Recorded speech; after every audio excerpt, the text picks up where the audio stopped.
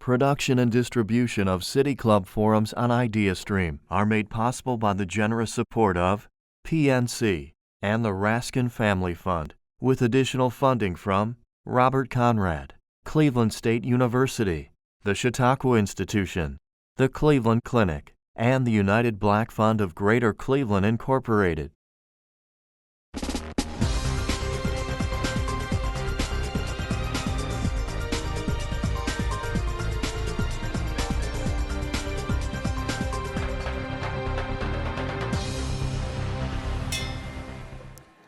Good afternoon and welcome to the City Club of Cleveland. I'm Robin Minter Smyers, a partner at Thompson Hine and president of the City Club's Board of Directors. It's my pleasure to introduce today's forum. It's a conversation about Say Yes Cleveland. In January, Cleveland was selected as the 4th community chapter of Say Yes to Education, a national nonprofit organization that works in the public schools to help students graduate from high school, prepared for a post-secondary education, and provides tuition scholarships to make that education affordable. Since its launch in January, Say Yes Cleveland has been hard at work. Members of the Cleveland Metropolitan School District's 2019 graduating class are starting college right now with Say Yes Cleveland scholarships.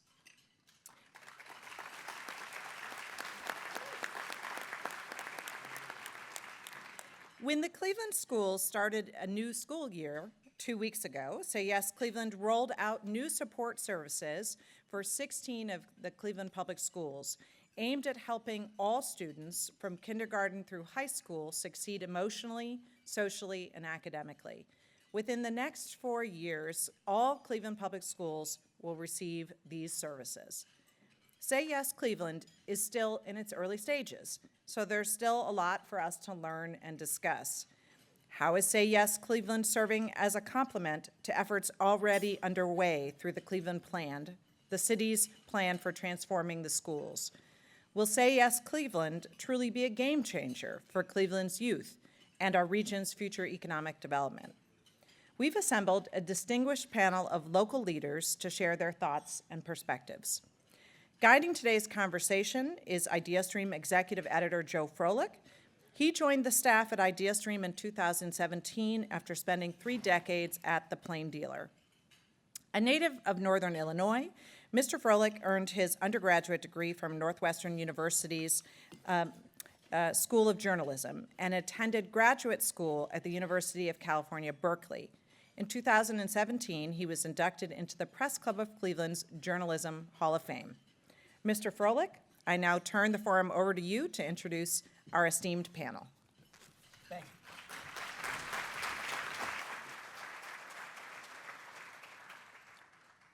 Thanks, Robin. It's always a pleasure to be here at the City Club, and especially today for a conversation about this game-changing opportunity for our city and its future. We're going to talk about the opportunity with 4 people who've been working to improve Cleveland for many years on many fronts, and have been involved with this particular effort long before many of us heard about it, or certainly before it went public. And they've now all come together around Say Yes and its potential to transform generations of children, their families, and neighborhoods, not to mention the entire economic health of the region. So I'm going to go down the line, introduce them in alphabetical order. Hopefully I get this right, since there's a lot of teachers in the room. I want to make sure I got it. Diane Downing is Executive Director of Say Yes Cleveland, responsible for all its operations and partnerships. For more than 30 years in both the public and private sector, she's carried out many important, if often unseen, tasks for this community. Serving as COO of the host committee for the Republican National Convention in 2016, expanding Huntington Bank's community involvement as a senior vice president, and overseeing construction of Brown Stadium, which, as I recall, she brought in on time and on budget, if maybe not a little under budget. Pretty good? Pretty good. No. She was close. I like to think of Diane as one of the enduring legacies of George Voinovich, who brought a cohort of bright young people to City Hall and told them to go fix things by working harder and smarter and doing more with less. Lee Friedman has been CEO of College Now Greater Cleveland since 2010. She and her team help students from middle school through adulthood prepare to attend, pay for, and succeed in post-secondary education, whether the goal is a certificate, a 4-year degree, or something in between. One of College Now's specialties is pairing first-generation college students with mentors who help them negotiate life on campus, both in and out of the classroom. And I have a feeling you're going to hear more about that last role before Robin rings the gong again. Before joining College Now, Lee ran 3 critically important nonprofits: Clean Land Ohio, the Cleveland Leadership Center, and the Downtown Cleveland Partnership. Eric Gordon, the man who says he has 37,000 students as of today, or 37,000 children, I should say, because he really cares about those kids, as you will hear. He has been a Chief Executive Officer of the Cleveland Metropolitan School District since 2011. Before that, he was the district's Chief Academic Officer. He began his career as a classroom teacher in New Orleans, and Eugene Sanders brought him to Cleveland from an administrative post in suburban Columbus. Eric led creation and implementation of the Cleveland Plan to transform the city's schools, and this city's voters have shown their confidence in it and in him by twice approving major tax levies to carry out the mission.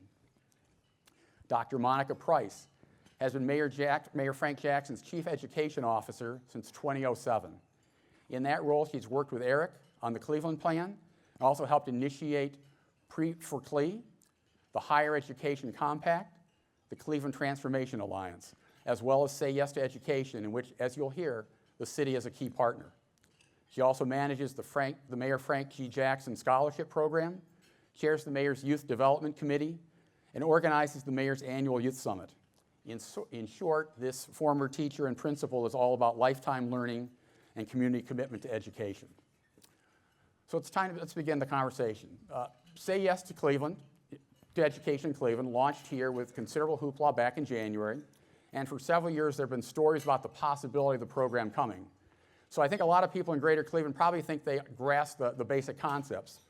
But I want to ask each of you, as you make your rounds and talk to people about Say Yes in boardrooms and church basements, what do you find that people still don't know about Say Yes? What it is, how it operates, that maybe they should, or to put it another way, what do they think they know about Say Yes that maybe they have wrong? So Eric, why don't you tee it up as the person who probably has been the most forward and out there on this program? Sure, thank you, Joe. I would say people still don't fully appreciate or understand what Say Yes is at its core. Say Yes is about creating capital and social capital for our kids and families here in Cleveland that middle and upper middle income families already enjoy. And it's really important to understand that as the core principle of it. So the capital is the scholarship that the student receives or the services that the student receives. But the social capital is that mentor through College Now who is staying in touch with that child throughout their experience, and as they start to finish that credential, that 2 or 4 year degree, is able to say, hey, I know Lee Freeman down the street, I can pass that diploma, your resume to her, just like kids from middle and upper middle income families have. In the service side, it is not only having health, mental health, legal, after-school programming, summer programming, but it's having the social capital so that when a student does something that is, not a smart move, but teenagers make some bad decisions, that they don't end up just in the system, but that there's the social capital that we have to say, you just did something wrong, and we're going to intervene, just like we would do with our families and our children, and make sure that there's restitution or diversion or something else, and not simply, in a legal sense, into the pipe kind of a problem. And so I think as I continue to talk with people about it, they understand more and more the mechanics of Say Yes, but not actually the spirit of Say Yes, which is creating that capital and social capital for my kids and families. Okay. Diane, you are the prime for, you are running this program. You are the day-to-day responsibility for this. What do you find? What are the things what are the gaps that we still need to fill in our understanding of the program and how it works? Well, I think we all need to know that Say Yes provides 2 big things for Cleveland students, and those things are the support services that will be wrapped around our children from the time they enter kindergarten until they graduate from high school. And then the second part are the scholarships for post-education. The support services will begin this year in 16 CMSD schools, in 6 high schools and 10 K through 8s. We will be ramping up, and over the next 4 years, these support services will be provided in every school. And they include things like after-school and summer programming, legal services, mental health counseling, and a family support specialist, a person who is stationed in every school and can connect our students to these services and refer them to community agencies to help them. So that when a student goes into a classroom in the morning, they are ready to learn because these other issues have been taken off the table and addressed. Yesterday, I spent some time with our family support specialists. They're on board, they're working in our first cohort of 16 schools. They're excited, they have already become part of the communities there. They've referred students and their families to services, and this is really just the beginning. In addition, the second part, as I said, are the scholarships. And I think the community just needs to know a little bit more about that. They're for tuition only, and they're after federal and state grants have been exhausted by student. They're for any public university, 2-year college program, or Pell certified program in the state of Ohio at our Ohio universities and colleges. And a student does not need a minimum grade point average to get this scholarship. But what they do need to do is they need to live in the Cleveland Metropolitan School District for all 4 years of their high school education, and they need to attend a CMSD or partnering charter high school for 4 years. We also, through Say Yes National, because we're a Say Yes city, there are 120 private colleges and universities across the country that will also accept Say Yes scholars. And finally, that we're here for the long term. We're here for 25 years of scholarship awards. But there's another thing that I don't think most of you know, and that's that this week I had a great phone conversation with Alan Roskam, and he is the CEO of Breakthrough Schools.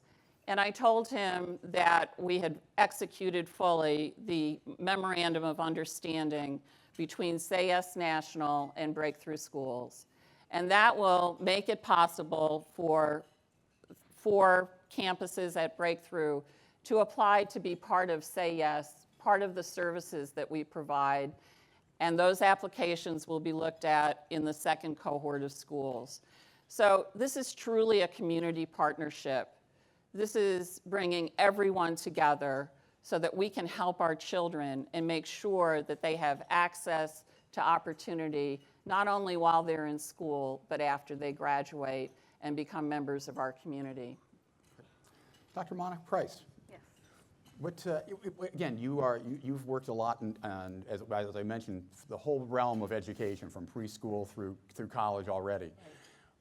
Say Yes, what will it add to it, and what are you hearing that people need to know about? Do you think people still need to know more about this program? I think people need to know the intentional, purposeful collaboration that we have in all of the education initiatives that we have in our city. But before I speak about that, I want to just ground it in some context relative to why post-secondary education is important. And so there are policymakers out there who created these goals. And when we look at the jobs and careers, in 2020, just next year, 65% of all jobs and careers will require some form of post-secondary education. And that, it's also, post-secondary education is also a revitalization tool. And so the CEOs for cities, talent dividend, said if we increase just 1% of post-secondary educational attainment rates in the Ohio, our region, it will add about $2.5 billion to our region annually. So that's the case for why we really need to be looking at post-secondary educational attainment. And so Mayor Jackson looked at the educational landscape in our city, and he brought together an eclectic group of community stakeholders, to mobilize, raise public will around this social cause with a common agenda. And with that, he said, put all of your ideologies aside, albeit noble, but we're going to focus on this post-secondary education. And so what we're trying to do here is close that achievement gap, strengthen student outcomes, and look at how can we increase that post-secondary educational attainment. And we looked at, in collaborating, we call this the collective impact. And it is unprecedented how we've come together. I want to thank and acknowledge our county executive, because when the mayor brought us all together, his leadership and his partnership with us and how the county has come together on all fronts and really lifting this effort has been fantastic for us, so thank you for that. And so when Say Yes came to us and we were in that courting stage, what we recognize is this collective impact was like the precursor of the governance structure for Say Yes to Education. And it was work that we were already steeped in. We were already doing it. So it made our journey a little more, I'll say, expeditious. And Eric always says, you know what, we're going to do it the Cleveland way. We did it a little, it took us a little less time to bring it to fruition here, but nevertheless, it's here, and we're excited about the work. Lee. Well, thank you for that opportunity.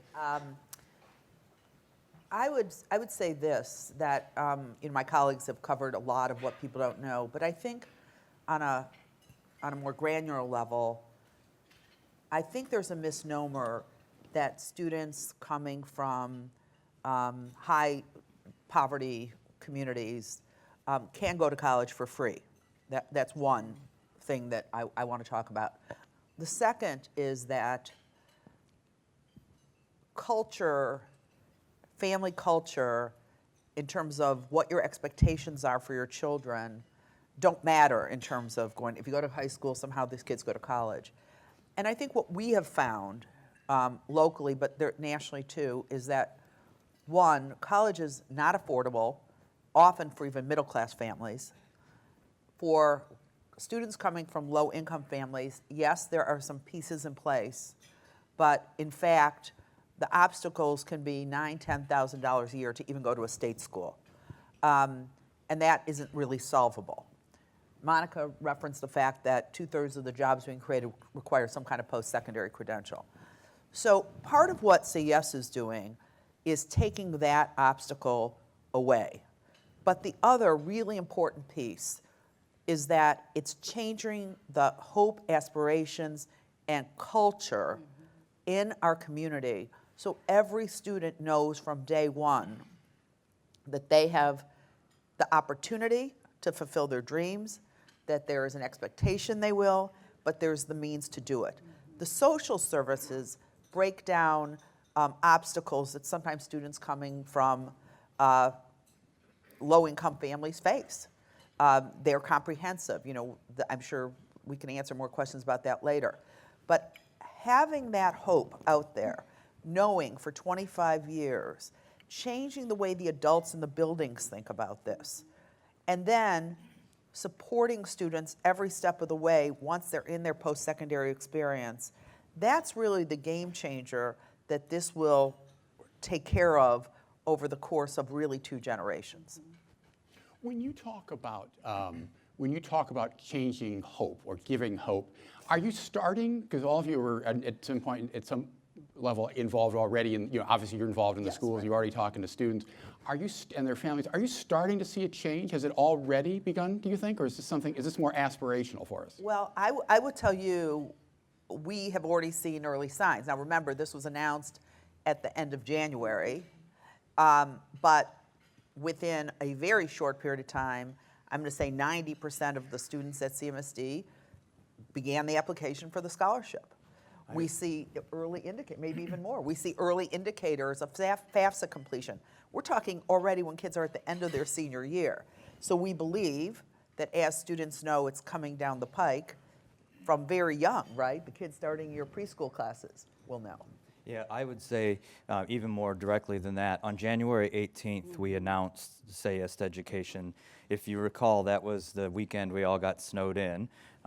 And over that weekend, I was inundated by kids and families who were saying things like, I had a dad who on social media said, Mr. Gordon, I don't understand what the catch is. I heard today that there's a free tuition scholarship for my daughter.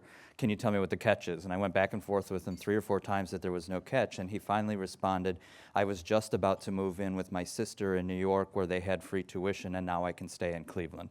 And that was on the weekend of the announcement. I had a parent come to our board meeting with her 6-year-old daughter who is in 1st grade and her son who is a junior or senior at John Hay. Has a really rigorous GPA program, and she has told both of her children for her whole life that the only real way they're going to have to get to college is to have really high grades because she can't help them. She wants to, she simply can't. So her son has a 2.8, except that a 2.8 doesn't get you college scholarships. And so she was starting to worry that she wasn't going to be able to send her son to college. Now, if she had the resources that other families have, including the ability to mortgage your home, which our families don't have the ability to do, she could have sent him to school for 2.8. He'd get accepted. And so by creating a scholarship that Lee mentioned earlier, or Diane mentioned earlier, does not have artificial criteria, but says, if you do what other children do, we will send you to college, he's going to school. And she is now not afraid to say to her 6-year-old, where do you want to go to college when you graduate? And so many of my families have been afraid to say that. So to Lee's point about culture, haven't been talking about it. Those are just 2 anecdotes of what literally by the end of that weekend had been hundreds of anecdotes. So we can say, when you go to college, when you go to your program, not if or I can't send you. We can say, when you go.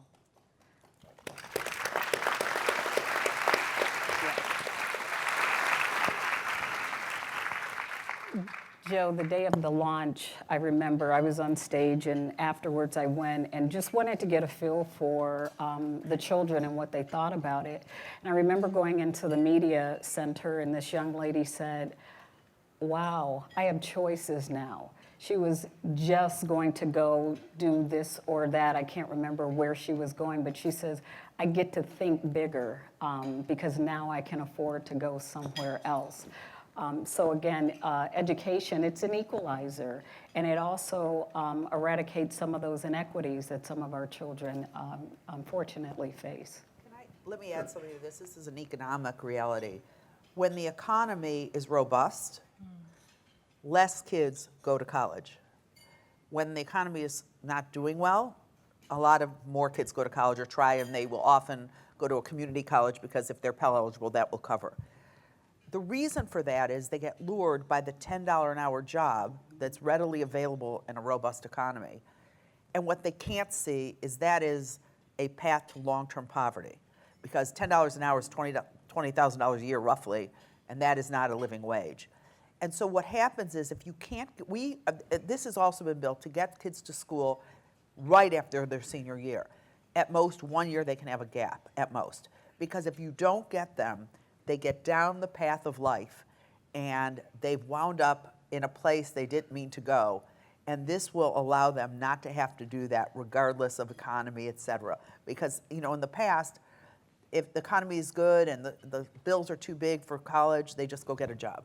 Now they don't have that obstacle. Eric, I wanted to ask you a somewhat related question. What's been the reaction from your constituency? You talked a little about families. What about the teachers and the staff in the schools? How have they responded to Say Yes? Well, so our faculty have really responded positively. I know that actually members of the Cleveland Teachers Union are here today. The Cleveland Teachers Union and the Cleveland Council of Administrators and Supervisors have, from the beginning, been engaged in bringing this here and really using this as an opportunity for us to robustly rethink how we collectively engage in our schools. And so one of the things we did uniquely here in Cleveland for the first 16 schools is that school was only allowed to apply only after they had gotten a majority vote, 75% vote of their faculty to the commitment of Say Yes, and I think we had 40 schools that they had to select from. And we did that literally in, we announced in January, educated in February, and they made those choices in March. And I have already got schools reaching out to me saying, when's the application open for the next? Our educators have long had an empathy for the challenges that our young people and their families face. And they have worked to try to solve those problems on their own. And what they see and know in this is that finally a community is coming together to bring the county resources, city resources, philanthropic resources around children, and that they will be able to legitimately point kids and families to places that they can get help for those needs so that they can get focused on learning and teaching. So I would tell you the faculty response has been wildly enthusiastic. And I just want to add that we have had participation on all of our task forces studying how to deliver the best services to our children. We've had participation from union members, from the Principals Association, from staff in the various buildings. And it is really, it's a wonderful collaboration because they're on the ground, they know what they need, and they can share that with other members of the community. Again, I'm going to reference this staff meeting with the family support specialists, and we go around the room and I say, well, how is it going? How are things in the building? To a person, they say they have been welcomed. They've been welcomed by the leadership in each building and by all the members of the staff. And it's just a great tribute and again, a wonderful collaboration. All right. I'm Joe Froelich, Executive Editor at IdeaStream, and today we're at the Global Center for Health Innovation talking about the Say Yes initiative. Joining us are Diane Downing, Executive Director of Say Yes to Education Cleveland, Lee Friedman, Chief Executive Officer at College Now Greater Cleveland, Eric Gordon, CEO of the Cleveland Metropolitan School District, and Dr. Monica Price, Chief of Education for the City of Cleveland. We're now about to begin the audience Q&A. We welcome questions from everyone, City Club members, guests, students, or those of you joining us via our radio broadcast or live stream. If you have a question, please form a line behind the designated microphone stands where City Club staff are standing. Raise your hand, City Club staff. All right. If you'd like to ask a question via Twitter, you can tweet it at the City Club, and we will try to work it into the program.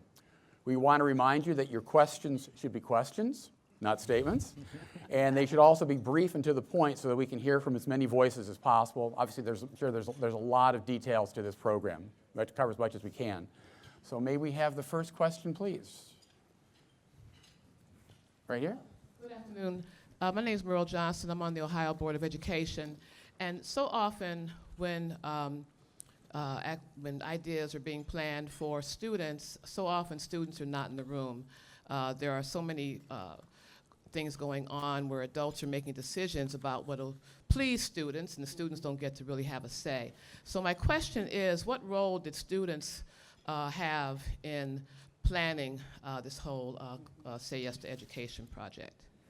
So good to see you, Meryl. I would say students have been more engaged here than in any other Say Yes city.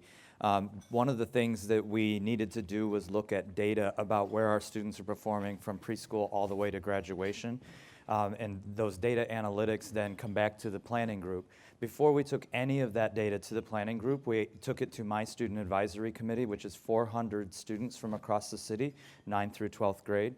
And we presented all of that data to those students and asked them to explain why they thought that these things were happening and what solutions they thought we should be considering in planning for it. And so now, as the committees are working, they're actually not just looking at the data, they're actually looking at what students said the why behind the data is and ideas generated by students. In addition, now that school's opened, we're inviting 2 high school students who are in the 16 schools, the 6 high schools, who have been granted permission by their parents, their teachers, and their principals to have a field trip, essentially, every 3 weeks in the morning so that they are sitting on the operating team as full voting members of the operating team. One is a sophomore, one is a junior, so they'll have continuity, and then as they graduate, we'll bring others on. Finally, we also were very intentional in reaching out to a recent graduate, Matthew Moody, who was fully engaged in the planning process as well, bringing his insight as a student of CMSD. So much more than you would have seen in any other community, and I'm really actually very pleased and proud of what the students have engaged. Matthew Moody also serves on the scholarship board as well as the communications committee, so his ongoing engagement in the work. All right, over there, sir. Good afternoon. I'm Bill Conway, and I'm a supporter and very enthusiastic about what you are doing with Say Yes. I have one question, though, with respect to my experience in business of having a need for employees that are not fully educated. And the concern I have is we talk about post-secondary education, but most of what I hear about is college. Really, what are you doing to address the need of education for people who are better served themselves of being in some other form of post-secondary education? Thank you very much, Bill. What I can tell you is, and college is an easy word. We talk about post-secondary a lot. We are community-wide, Say Yes-wide, College Now-wide, focused on education to career. And we know that for some people, college is not their personal choice, not their best fit, and there are wonderful jobs in our community, as a matter of fact, many of them, that do not always require a 4-year degree, but they can have a 2-year degree or a technical certificate. What we are concerned about is students getting the opportunity to meet what is important to them, just like our children got to have what was important to them. Nobody said, well, you can only go to technical school. It's what is your best fit? And I know, Eric, you have a great point of view about that. To extend this a little, so Say Yes to Education does cover technical certificates, 2-year and 4-year degrees. That does, though, leave a gap for the student who is going right from high school to the workforce or high school micro-credential to the workforce. And so I'm really pleased that with the support of the Cleveland Foundation and the direction of our board chair, Ann Bingham, that we're actually exploring right now career placement services and career pathway services for children who don't choose to go to a technical 2-year and 4-year degree, and have already done some piloting last spring and into this fall. But this also raises another really important question, because we're often told, well, not every child has to go to college, and that is absolutely technically true. But there is often actually another message behind that, which is whose children are permitted to aspire to college and whose are not.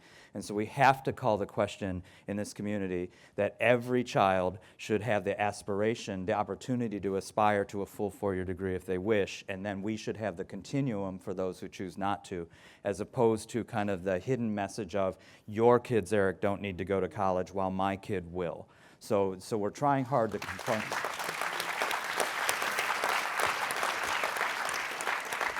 Let me ask Yeah, one little please. quick follow-up on that, maybe Diane.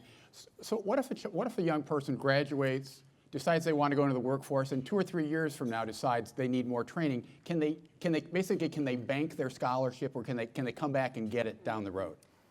They can access their scholarship up to a year after high school graduation. Okay. But the good news is College Now does have additional scholarships for adults. Right. We consider anybody over 19 that did go right to school an adult.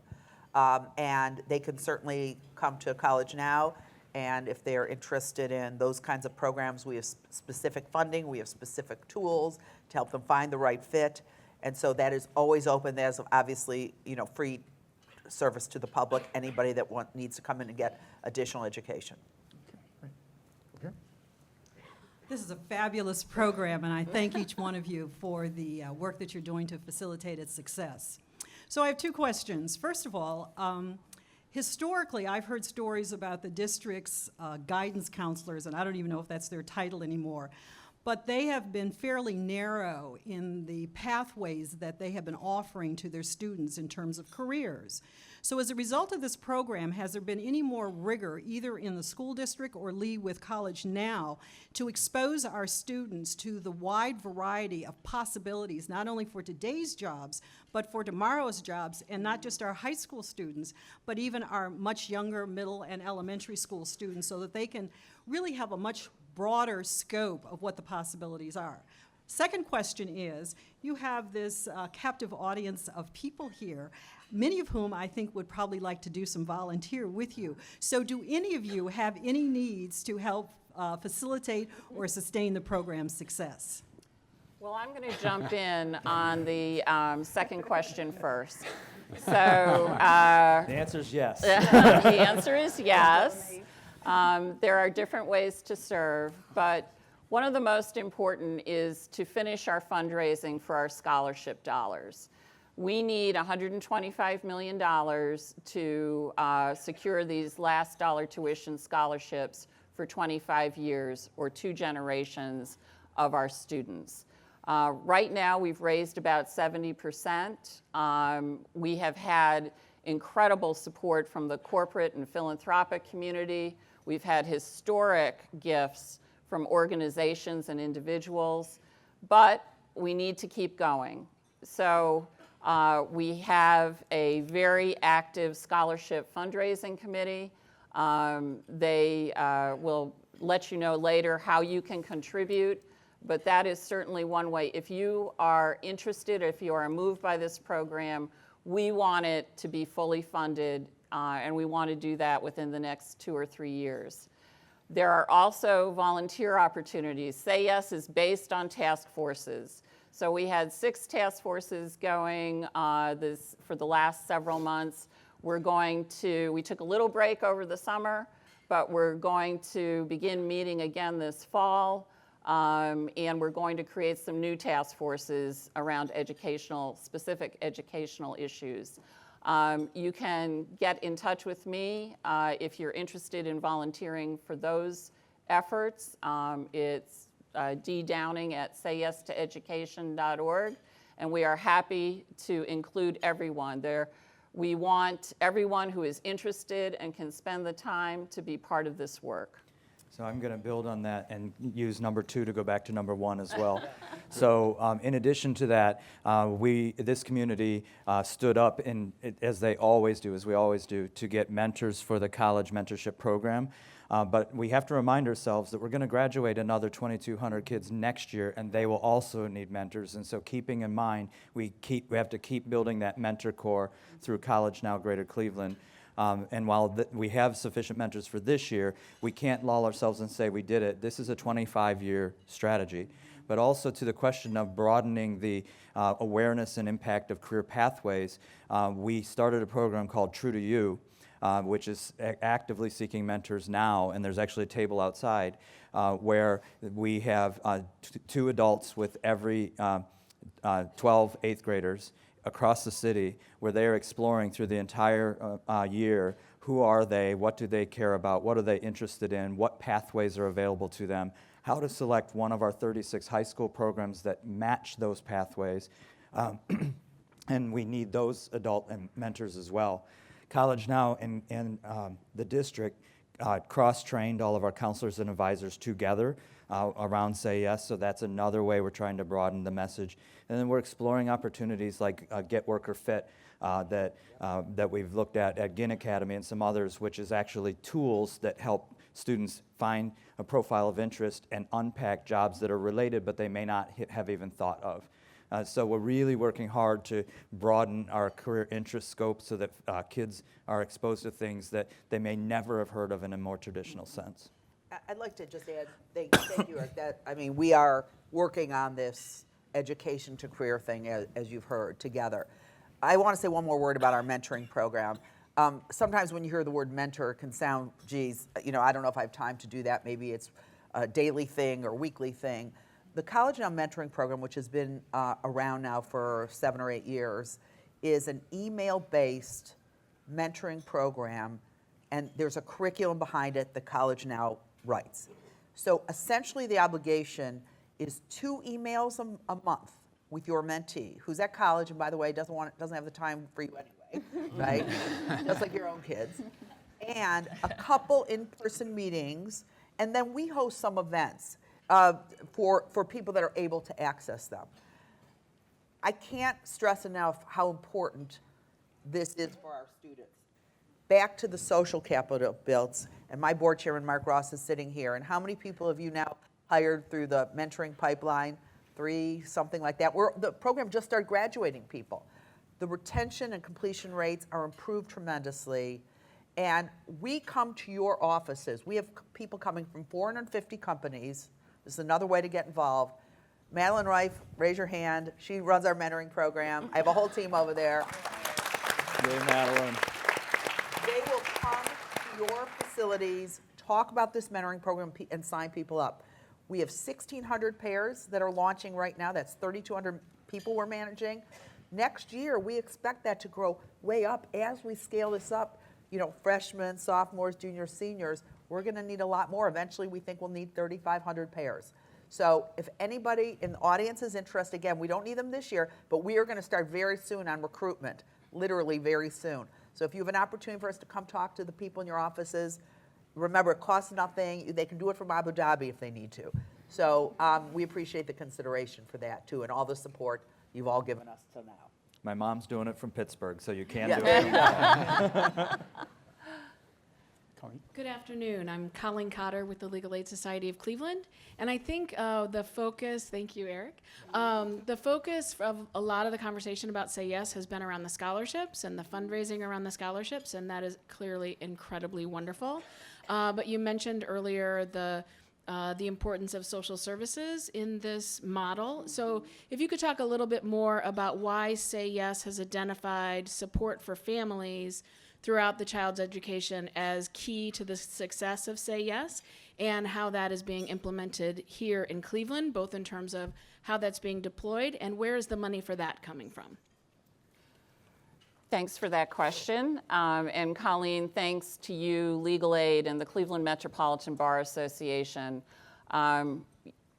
As many know, those two organizations are going to be providing the conduit for legal services for our students and their families in the first cohort of schools.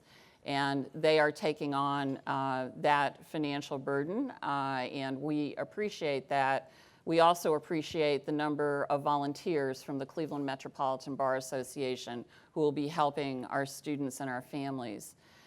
None of this work can be done in isolation. It has to involve the whole family, the student, and all of the members of that house, that family, because all of these issues are family issues. So that's why we look to supporting social services that get at that raise up the student and raise up the family at the same time. That's the real game changer for Cleveland. And I also want to give a shout out in terms of funding to Cuyahoga County, to the county executive, Armin Budish, and county council, as well as CMSD and the school board, because we are paying the salaries of our family support specialists through monies that they have allocated. It's Title IV-E monies at the county and an allocation from the district. And this is how we've braided together funding for these very essential services at our first cohort of schools. So it's the community identifying funding and then putting it together for Say Yes. Let me say, Monica, you were a principal and a teacher. How would these wraparound services, the secret sauce some people say, how would that have made a difference in the schools where you worked? Well, it would make a difference, frankly, in any urban setting, let's just say. The core services, be it not for, that is the number one focus, it should be, frankly, in this initiative. Be it not for the core services, our young people cannot even aspire to whatever their potential might entail. And so when I think of the core services, I think of Maslow's hierarchy of needs. And anyone who's gone through undergrad, either sociology or psychology, we think about that hierarchy, those physiological, there's basic needs, and thinking about food, shelter, belongingness, love, safety, and security. And our young people face trauma. They endure that, and so do their families. And so it becomes very difficult for them to go to school and attend and just be focused enough to learn. Maybe they haven't eaten, maybe they've been evicted, which is why this is so key and important, but the mental and social health services as well are important. And so again, that is important, but the family support specialists, we have a, what I would say, a role that's akin to that in our recreation centers. And so we have 22 recreation centers in our city, and we have trauma coaches in those. And I think we instituted that last year, maybe 2 years ago, and it just so happened it is aligned with not only family support specialists, but their county counterparts. We actually brought them all together in an inaugural meeting on July 26th. So we have a plan for them to integrate and align their processes and their systems so that each one of those entities are speaking to one another. And I think of it as a cyclical continuum of services for our young people. Many of them who attend the CMSD schools also frequent our recreation centers. So it's like everyone coming together. I know many of you call it wraparound services. So looking at it, core support services or wraparound services for our young people so that they can realize their self-actualization. Joe, can I just quickly, I know time is precious, but I want to give one specific example, and particularly around why legal services, because I think many people might wonder, why legal services of everything? So I have a young man that I mentor who jumped on the health line and did not pay the $2.25 bus ticket. And he was wrong, but it's an honor system, and he took his chance, and he got busted. And so he ended up in our system. So if you think about what you would do if your teenager had gotten busted for a $2.25 bus ticket, you'd have intervened and you'd have solved the problem. He ended up with a $5,000 warrant for his arrest for a bus ticket. And had I not found out, and I found out really at the 9th hour, he'd have been sitting 60 and counting for a bus ticket. That's why we need legal services and the health services and the mental health services. So I just wanted to give one real example because it's easy theoretically to wonder why do we need these things. Little tiny disruptions make huge pain points for our kids and families when you don't have the capital and the social capital that other families have. Good afternoon. My name is Barry Doggett. We're the 4th city. What have we learned from the first 3 about the potholes that we should be trying to avoid? You want to start? Yeah, I will say this for Say Yes. They are the first to tell you this is an iterative process. They started this work in Syracuse without implementing the entirely full model as they would describe it. And as they've moved from city to city, they have, one, refined the models so that they've created more corners and edges on lessons learned. And that's been helpful. But the second thing, and I think this is what's really important, is that Say Yes National understands this is Cleveland's work. This is unique to Cleveland. Our city may be similar to Buffalo in particular, not so similar, I don't think, to Guilford County. I don't know about Syracuse as much. But this is Cleveland's work. We own it. And we actually get to shape it quite a bit. And I think that's one of the biggest lessons they learned. We have remarkable local control. And I do want to give a shout out, by the way, to the so many people here, especially the staffs and the leadership of our local foundations that really put all the intellectual capital into helping us get to this place, apart from the philanthropy. I do want to make sure we had a chance to say that. But I think that's really the thing, is we get to run this out of Cleveland the Cleveland way. So that would be my point. Yeah, and I would just add, Buffalo is the second city. It's about 10 years old now and is the city that looks most like us. If you haven't been to Buffalo, it is our younger sister. They even built their own version of the Shoreway to cut their lake off from their city. So it truly is the most like us, and it's also their most successful. What it told me is that we can close the gap of their 10 years of work in half the time and twice as well, and we're going to do it. Tom? Leadership Cleveland and City Club member Tom Barris, former Channel 3 reporter.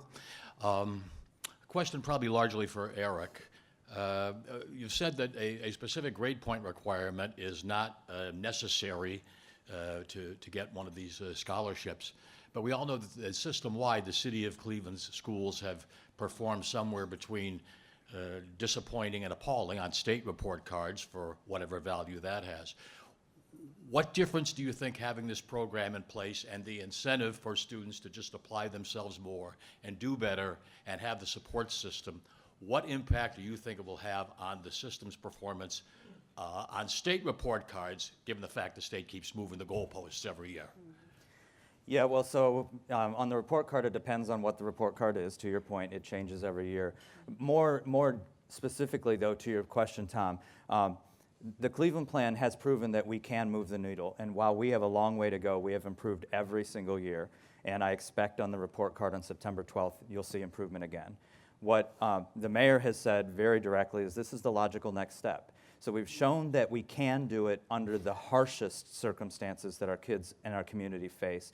Now let's make those circumstances less harsh, and we will be able to accelerate that rate of change over the next several years. And to the GPA issue, I do want to be really clear. It's not that we shouldn't aspire for high performance for kids, but really we have students who do not return to college because they got a 2.9 in college and they needed a 3.0 to return, while there are people paying their own tuition who have a 2.1 and come back. So that's why the grade point matters in a specific way, not because we can't and shouldn't aspire to really high results for our kids. So do you expect the system will inspire students, I mean, Captain Obvious observation here, but to do better and overall get more out of the education that's being offered? I already see it. So I was at O.H. Perry yesterday. I asked the students in the room to stand up if they plan on going to college. And you know, I knew the middle school students would. The kindergartners did. The first graders did.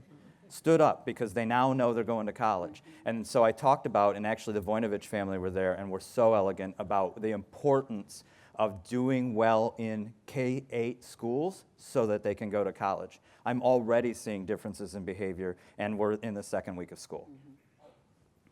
Okay. Over here, sir. Hi, I'm Sanjay Garg. My wife Mala and I are very involved in mentoring and education of children from underprivileged families. One of the things we've observed is that a very important factor in the success of the child is that someone within their family or at home is interested in their education and is setting expectations. So my question is, as part of Say Yes or as part of CMSD, is there any initiative to reach out to the caregiver or the family member at home and train them on how important their role is in the child's education and how they can fulfill that role? Thanks. Yeah, so first of all, I would say that our families and caregivers desperately know the importance of education for their kids. Whether they have the same capacities as others to support is a legitimate question. But I can name in my 26-year career, 5 times I've encountered a family I think just truly didn't care for their children. They're sending the best child they got. They're not keeping their great children home. They care. What we have to do is to create all of the opportunities and tools. Over last school year, 90% of the families in CMSD had meaningful engagements with their teachers and their children at school, as reported by our teachers. So there's a misnomer in our community that somehow our families don't care, aren't engaged. And so I just want to say that out loud. And I know you know that, but I want to say that for this audience. Having said that, one of the things we're really excited about and doing that no other Say Yes City has done is we are taking the 14 steps of being on track or off track and actually linking parent resources to those steps so that as we're working with families and we say, how is your child doing on third grade readiness, you actually have all of these resources that are connected to Say Yes's standard for third grade readiness. And we're working on that work already right now. As a start, all of our Say Yes schools will actually be getting parent folders where they can actually keep the important materials about their children's success and progress on the measures that follow it. So we're using this, like I said earlier, we're using this to work with CTU and the CCAS and the district to really reorient about this pathway and help it be very clear and very visible for our families. And we're really excited about that. And I should say that that post-secondary planning system is part of Say Yes National's work. And as Eric said, it will help our families and our parents to know how children are achieving. All right, I believe we have reached the end of our discussion. Today at the City Club, we've been at the Global Center for Health Innovation. We've been talking about the Say Yes Cleveland initiative. Joining us have been Diane Downing, Executive Director for Say Yes Cleveland, Lee Friedman, Chief Executive Officer at College Now, Greater Cleveland, Eric Gordon, CEO of the Cleveland Metropolitan School District, and Dr. Monica Price, Chief of Education for the City of Cleveland. Our moderator has been IdeaStream's Executive Editor, Joe Froelich. Let's give them a round of applause.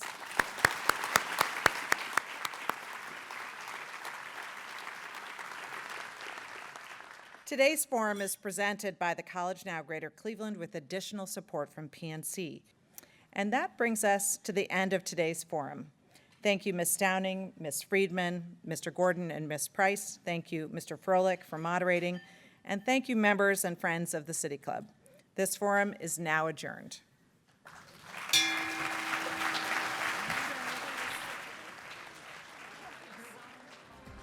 For information on upcoming speakers or for podcasts of the City Club, go to cityclub.org.